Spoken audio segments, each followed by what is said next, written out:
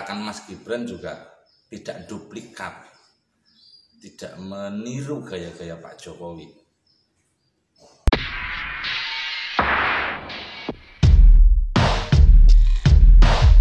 Assalamualaikum warahmatullahi wabarakatuh, sahabat subscriber dimanapun Anda berada, semoga selalu berbahagia. Setelah berhasil bikin heboh dunia persilatan, dunia perpolitikan tanah air dengan isu kudeta,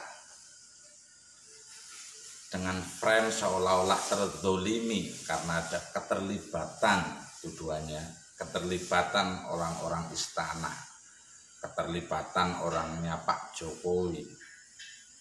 Meskipun hasilnya belum tentu berdampak positif atau tidak kepada AHY secara pribadi selaku Ketua Umum Partai Demokrat atau Partai Demokrat secara kelembagaan, setidaknya itu menjadi pergunjingan. Tapi tidak sedikit yang kemudian menjadi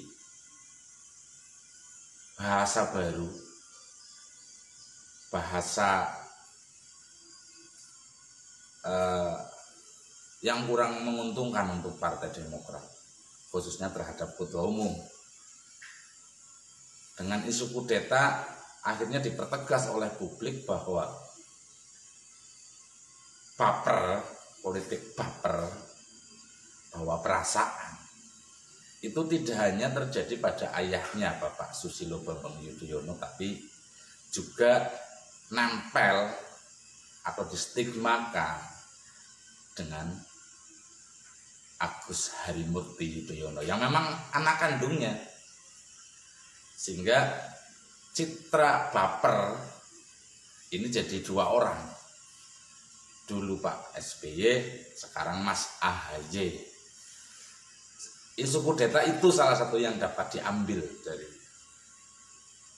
dari dinamika pembahasan kudeta dari berbagai elemen bangsa.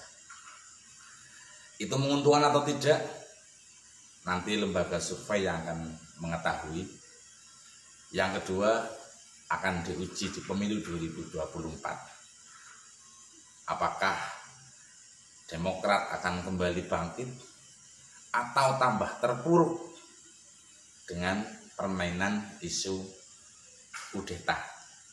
Karena kebetulan bahasa kudeta itu dekat dengan Myanmar yang terjadi kudeta. Sehingga apapun dalihnya, yang pro dan yang kontra, itu nanti akan memetik hasilnya adalah Partai Demokrat. Apakah masyarakat akan semakin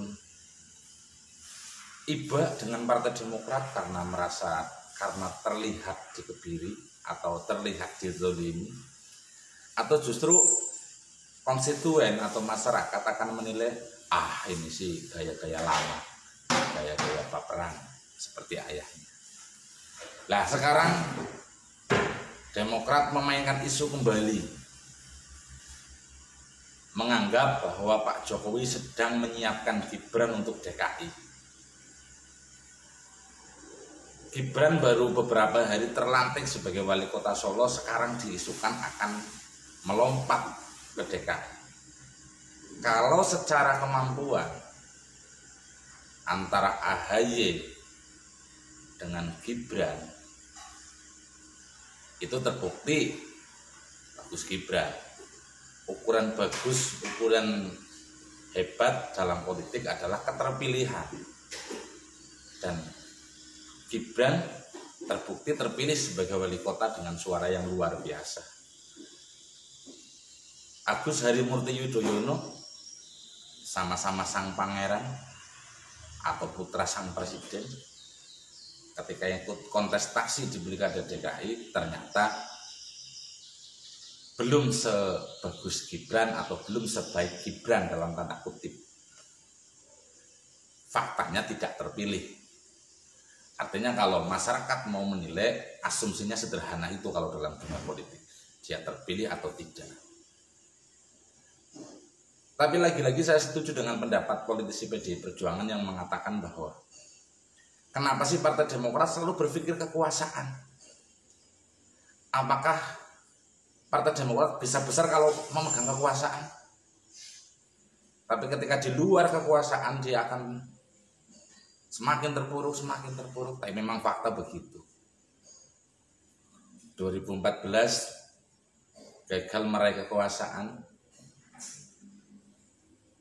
2019 semakin menurun perolehan suaranya. Ternyata memang sederhana.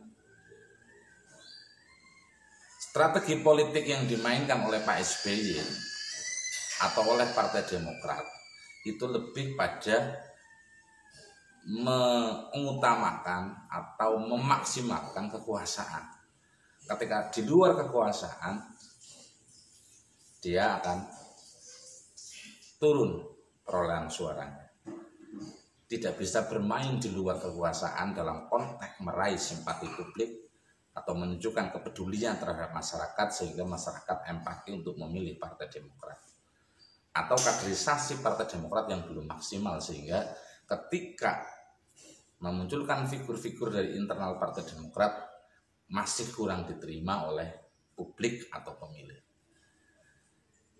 Terkait dengan AHY dan Gibran, kalau ditarungkan pasti Gibran yang punya potensi karena sudah terbukti pernah sekali menang. Tapi yang namanya politik bisa berubah, bisa ada pergeseran. Kalau dilihat hari ini, Mas Gibran lebih unggul. Komunikasi politik Mas Gibran juga tidak jelek.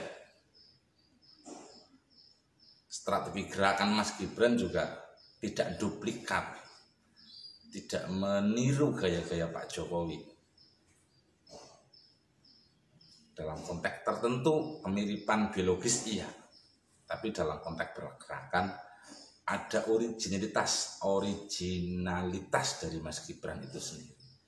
Sehingga ketika Mas Gibran hari ini diwacanakan atau diisukan oleh Partai Demokrat akan merebut DKI Jakarta, kalau saya sih mudah-mudahan itu jadi doa dan terkabul. Mas Gibran bisa di DKI Jakarta. Meskipun kalau pribadi saya menyarankan kepada Mas Gibran lebih baik fokus dulu di wali kota Surakarta. Buktikan bahwa Anda itu tidak hanya menumpang nama besar ayah Anda, tapi Anda bisa bekerja untuk melayani masyarakat. Karena hakikatnya pejabat publik adalah pelayan masyarakat. Itu yang perlu dilakukan oleh Mas Gibran. Dan andai saja besok terjadi Mas Gibran bersiap karena kualitas kepemimpinannya di Solo untuk membantu Jakarta, saya ucapkan selamat datang Mas Gibran untuk di Jakarta dan tidak menutup kemungkinan kelak Mas Gibran juga menjadi RI 1. Allahumma amin ya rabbal alamin. Tapi apapun itu, yang terpenting bagi kita seluruh rakyat Indonesia dan kepada seluruh subscriber harus tetap kompak dalam menjaga kesatuan dan persatuan abadi. Jaga NKRI. Saya Basro Sadi. Assalamualaikum warahmatullahi wabarakatuh.